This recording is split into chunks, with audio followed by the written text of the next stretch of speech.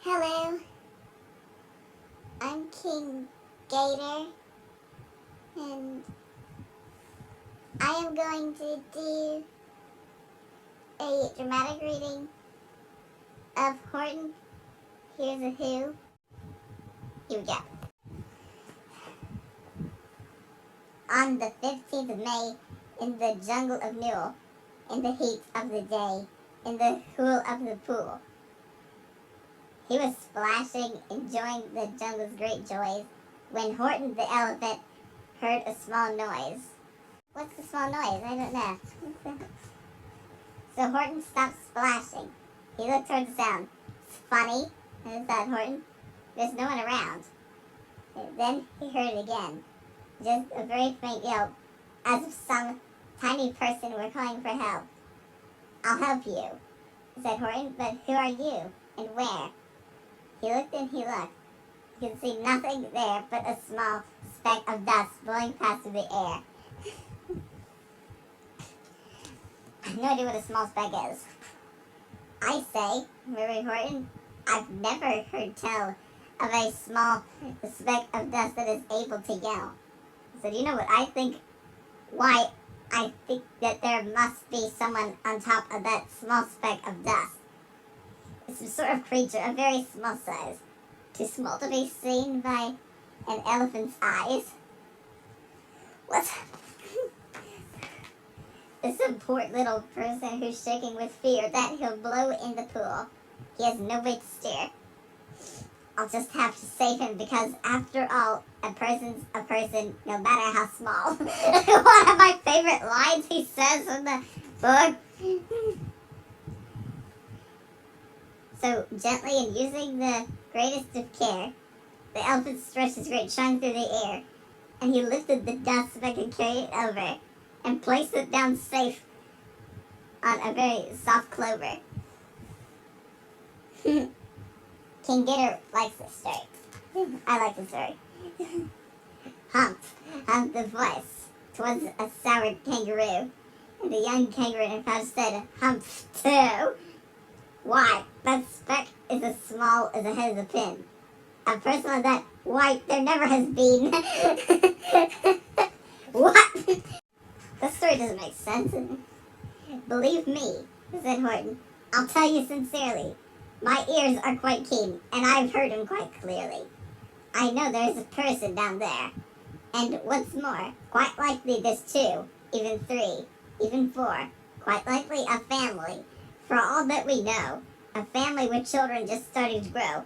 So please, Horton said, as a favor to me, try not to disturb them. Just please let them be. Okay? I think you're a fool, laughed the sour kangaroo, and the young kangaroo pouch said, me too. You're the biggest blame fool in the jungle of Newell. And the kangaroos plunged in the cooler pool. What's terrible splashing? The elephant frowned. I can't let my very small persons get drowned.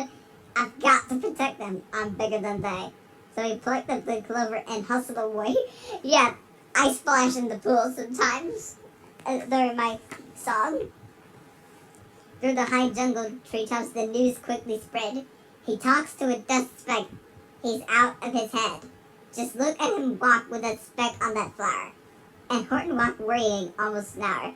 Should I put this speck down? Horton thought with alarm. If I do, these small persons may come to great harm. I can't put it down, and I won't. After all, a person's a person, no matter how small. That phrase is great. I like that quote, along with the previous quote from the book I've read months ago. Then Horton stopped walking. The speck voice was talking. The voice was so faint he could just barely hear it. Speak up, please, said Horton. He put his ear near it. My friend, came the voice. You are a very fine friend. You've helped all us folks on this dust speck no end.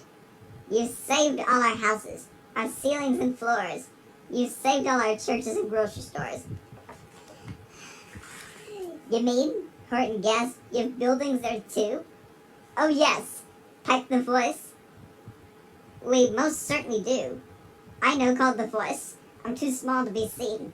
but I'm mayor of a town that's friendly and clean. Our buildings to you would seem terribly small, but to us who aren't big, they're wonderfully tall. My town is called Whoville, for I am a Who, and we Whos are all thankful and grateful to you. And Horton called back to the mayor of the town. You're safe now, don't worry, I won't let you down. Whoville is a great town. And just as he spoke to the mayor of the speck, 3 big jungle monkeys climbed up to Horton's neck. The Wickersham brothers keep shouting, "What rot? This elephant's talking to Whos who are not. There aren't any Whos, and they don't have a mayor. And we're going to stop all this nonsense, so there." What? They're trying to steal Horton's flower. They snatched Horton's clover. They carried it off to a black-bottomed eagle named Vladikov, a mighty strong eagle of very swift wing. And they said, "Will you kindly get rid of this thing?" And before the elephant could speak, that eagle flew off with the flower in his beak. I don't have a beak. I'm a big-lipped alligator. All that late afternoon and far into the night, that black-bottomed bird flapped his wings in fast flight while Horton chased after, with groans over stones that tattered his toenails and battered his bones, and begged, "Please don't harm all my little folks who have as much right to live as us bigger folks do." And far, far beyond him, that eagle kept flapping, and over his shoulder called back, "Quit your yapping. I'll fly the nights through. I'm a bird and I don't mind it. And I'll hide this tomorrow where you'll never find it." Why did he take the flower? I'm so confused. And at 6:56 the next morning he did it. It sure was a terrible place that he hid it. He let that small clover drop somewhere inside of a great patch of clovers 100 miles wide. "Find that," sneered the bird. "But I think you'll fail." And he left with a flip of his black-bottomed tail. What?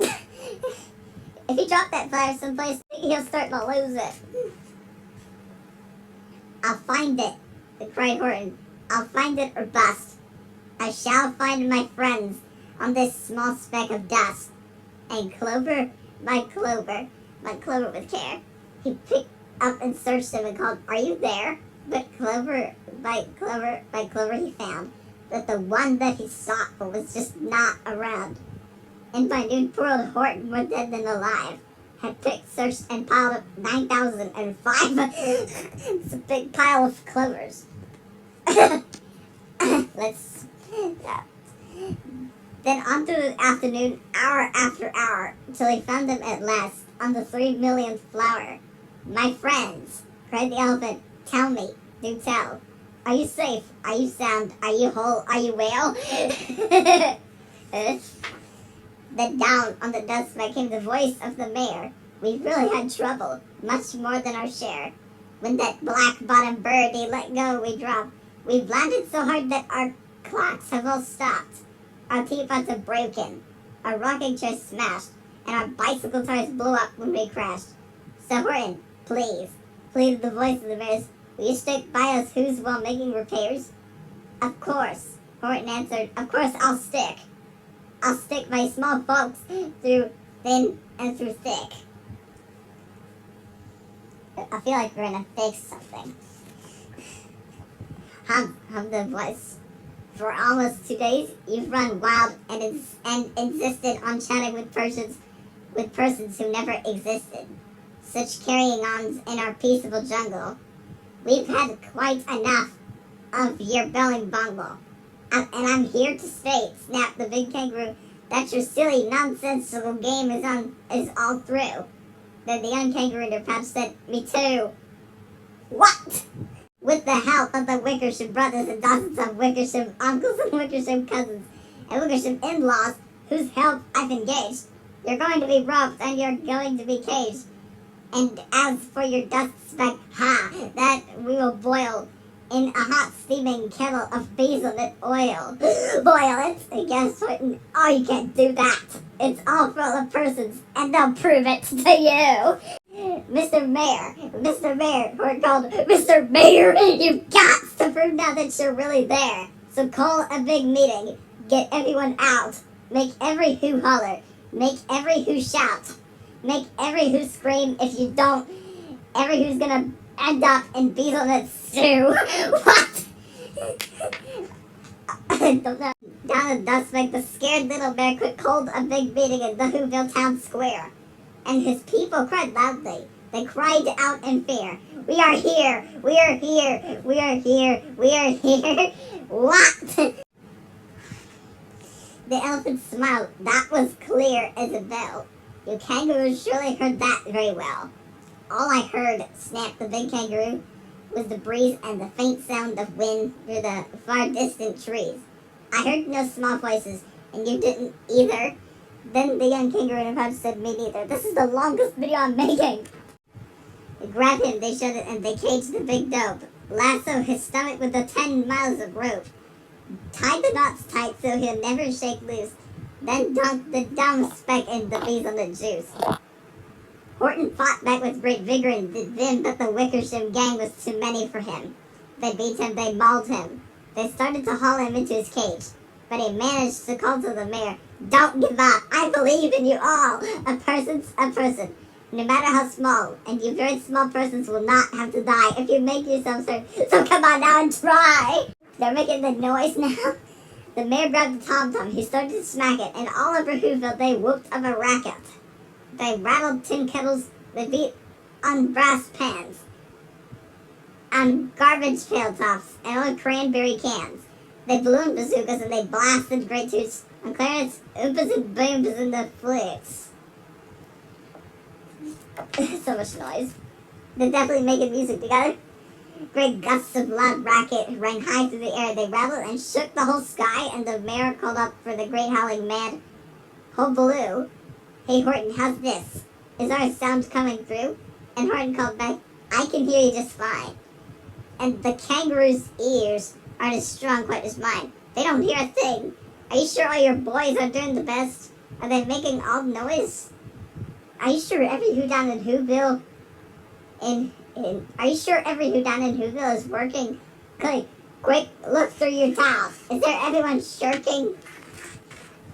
Through the town rushed the mayor from the east to the west, but everyone seemed to be doing his best. Everyone seemed to be yapping or yipping. Everyone seemed to be beeping or bipping. But it wasn't enough. All this ruckus and roar, he had to find someone to help him make more.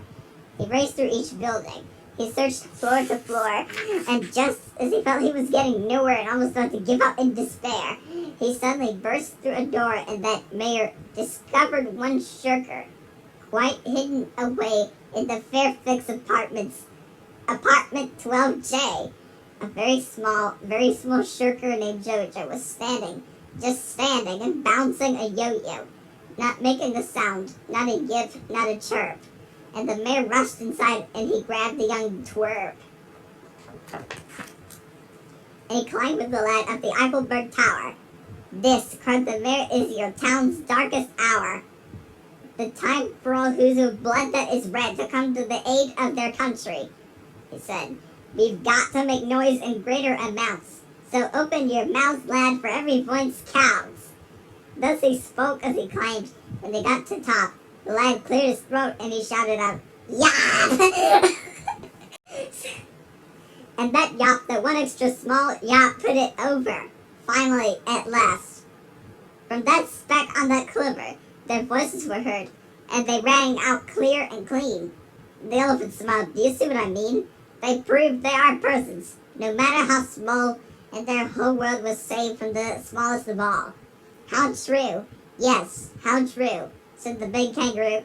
And from now on, I'm going to protect them.